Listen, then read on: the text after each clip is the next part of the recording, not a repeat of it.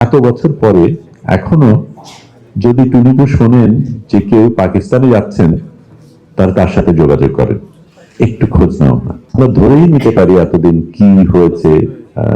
এবং এখানেও তো আমরা জানি যে মাইকেল চাকমাকে যখন নিয়ে যাওয়া হয়েছিল, তার পরিবার এক পর্যায়ে শেষ এই মানে সে মারা গেছে ভেবেই কিন্তু অগ্রসর হয়েছিল।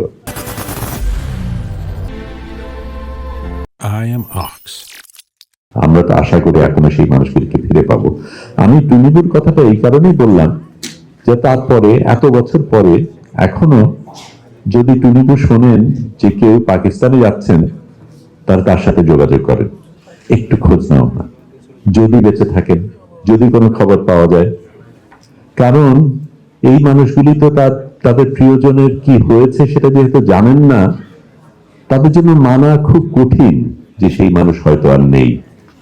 এবং যেই মা, যেই বোন, যে আত্মীয় তার ওই প্রিয়জনকে কবর দিতে পারেনি, তার দেহটা দেখেনি, তার জন্য জীবনটা কতটা কষ্টের সেটা আমাদের ভাবতে হবে। কারণ একজন মারা গেলে তো অবশ্যই দুঃখজনক, কিন্তু যেখানে আমি জানি না, ওই স্বপ্ন নিয়ে আছি, তারপরেও বুক কাঁপছে, কিন্তু মন আমাকে বলছে মেনে নাও, এই মেনে নেওয়াটা খুব কঠিন।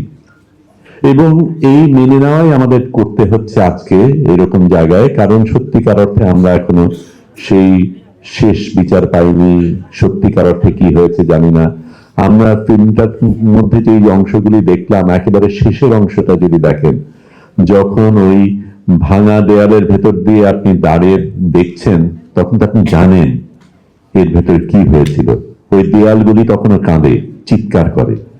এই চিৎকার, এই ক্রন্দন আমরা শুনতে পাই কিনা সেটাই হচ্ছে কথা। এবং আমি আশা করি মায়ের ডাক যে অসাধারণ কাজ করছে সেটার মাধ্যমে, এবং আপনারা যারা সকলে যেই ভূমিকা রেখেছেন সেটার মাধ্যমে আমরা কখনো যেন সেই ক্রন্দন ভুলে না যাই।